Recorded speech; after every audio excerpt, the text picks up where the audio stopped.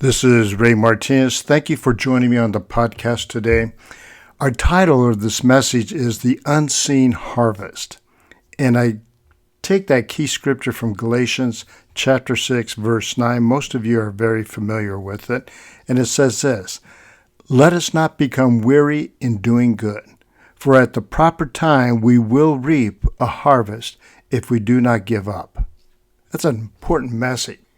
Really what it's saying is don't worry about doing good and don't give up because there's a harvest to reap. In the closing section of Galatians 6, Paul provides a powerful word of encouragement after instructing believers to sow to the Spirit rather than the flesh. And I would read verses 7 and 8 together, and it really harmonizes well. This verse serves as a timely reminder that spiritual investments, acts of obedience, kindness, integrity, and service often do not produce immediate results. We know that. We've experienced it. Like a farmer who plants seeds and waits for the season for its growth, well, we are called to trust God's perfect timing. The phrase "at the proper time" or "due season" assures us that a harvest of blessing, the fruitfulness, and the eternal reward will come if we refuse to lose heart. This truth directly addresses the weariness that creeps into parenting, ministry, marriage, workplace, faithfulness, or personal integrity. When progress feels slow or invisible, Galatians 6:9 invites us to keep sowing faithfully and to track small, consistent acts of obedience. God sees every unseen effort, and He is actively preparing a harvest we cannot see yet. Throughout the New Testament, we see this theme. When we look at 1 Corinthians 15, verse 58, it says, "Therefore, my dear brothers and sisters, stand firm. Let nothing move you. Always give yourself full to the work of the Lord, because you know that your labor in the Lord is not in vain." I love that. 2 Thessalonians 3, verse 13, "And as for you, brothers and sisters, never tire of doing good." Hebrews 12, 1 through 3 says, "Let us run with perseverance the race marked out for us, fixing our eyes on Jesus.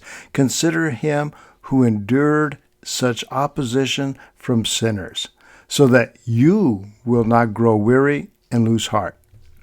He doesn't want us to grow weary. He doesn't want us to lose our heart or our drive to do what is right. James 5, verse 7 through 8 says, "Be patient then, brothers and sisters, until the Lord comes. See how the farmer waits for the land to yield its valuable crop. You too, be patient and stand firm."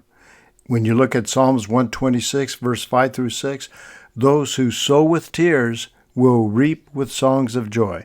Those who go out weeping, carrying seed to sow, will return with songs of joy, carrying sheaves with them."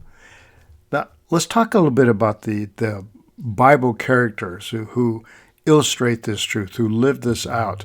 You think about Noah in Genesis chapter 6 and through chapter 9, and Hebrews 11:7. Noah faithfully built the ark, and he preached righteousness for approximately 100 years with no visible sign of rain.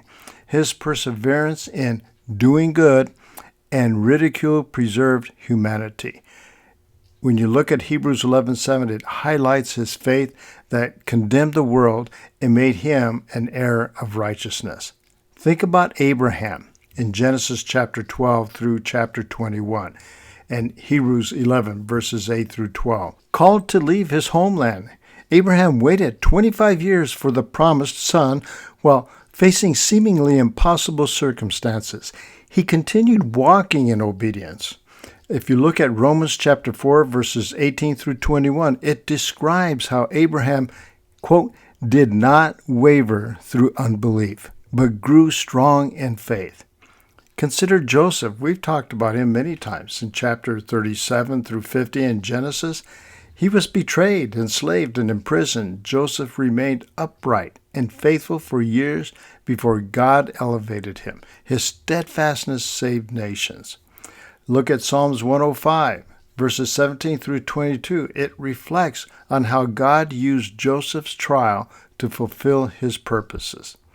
Moses, for example, in Exodus through Deuteronomy and Hebrews 11, verse 23 through 28, he endured 40 years leading a complaining people through the wilderness. How can you put up with that for 40 years of people just complaining to you? And despite repeated setbacks, he pressed on. Hebrews 11:27 says, "By faith he left Egypt, not fearing the king's anger. He persevered because he saw him who is invisible." Think about Elijah in 1 Kings 17 through chapter 19. After bold obedience and a dramatic victory on Mount Carmel, Elijah became exhausted and he wanted to quit. He was willing to just die. And God restored and reminded him of the larger plan in 1 Kings 19, verses 11 through 18, and James 5, verse 17 through 18. Elijah as an example of persevering prayer. That's what's important. Jesus Christ himself, the perfect model.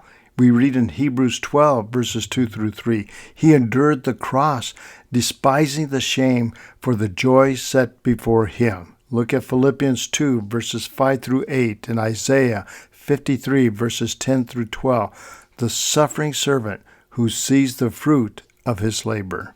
I'll give you a couple of ideas of some practical takeaways.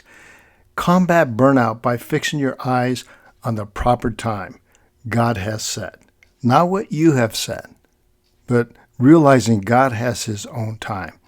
I've had to do this many times, and then sometimes it just took years, it seemed like, for anything to get any results. But you know what?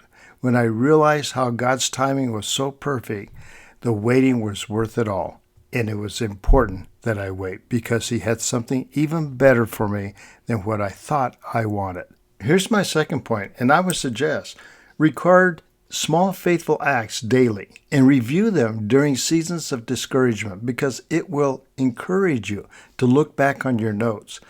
I take notes all the time, whether it's on my computer or if I have a handwritten notebook that I use.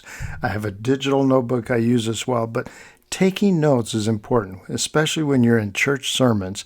I like to take notes and then I rewrite them and try to make it with some clarity, and then it's wonderful to actually go back and look at them once in a while, even if they're 5 years old. To go back and look at those notes usually always gives me a swift kick in the butt because it tells me I've got to do this again. I've got to redirect myself, rechannel myself. And here's the third point. Keep sowing to the Spirit through prayer, scripture, generosity, and integrity. Knowing your labor is never in vain. Take a look at 1 Corinthians 15, verse 58. Just keep sowing because you'll never be able to outgive God, and God will always replenish you. He will always give you more than what you ever ask. Don't give up. The seeds you plant today in tears or quiet obedience will one day produce a bountiful harvest for God's glory. Stand firm. Your due season is coming.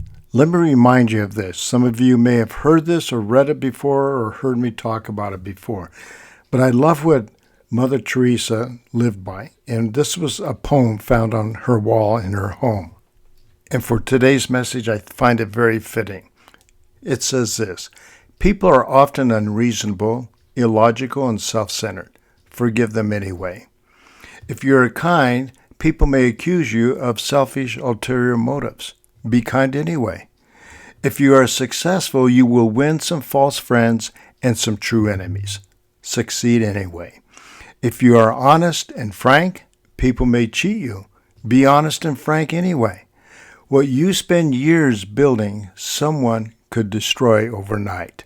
Build anyway. If you find serenity and happiness, they may be jealous. Be happy anyway. The good you do today, people will often forget tomorrow. Do good anyway. Give the world the best you have, and it may never be enough. Give the world the best you've got anyway. You see, in the final analysis, it is between you and God. It was never between you and them anyway. Isn't that beautiful? And I think that's what Mother Teresa lived by. This full version of her poem, it's beautifully. expanded in the idea of not becoming weary in doing good in Galatians 6:9 is fitting. It acknowledges the discouragement, the ingratitude, opposition, and apparent futility that can come with persistent kindness, honesty, and service, yet urges us to continue anyway because the ultimate accountability is to God, not people. The promised harvest is ultimately spiritual and eternal, not dependent on immediate human recognition. Mother Teresa embodied this daily in her ministry, and I think we could do the same. We should work towards the same. You have a blessed day and know that God cares about you, and don't worry about doing good for some of the ungrateful people because you're doing it for God and you're going to reap the harvest. God bless you.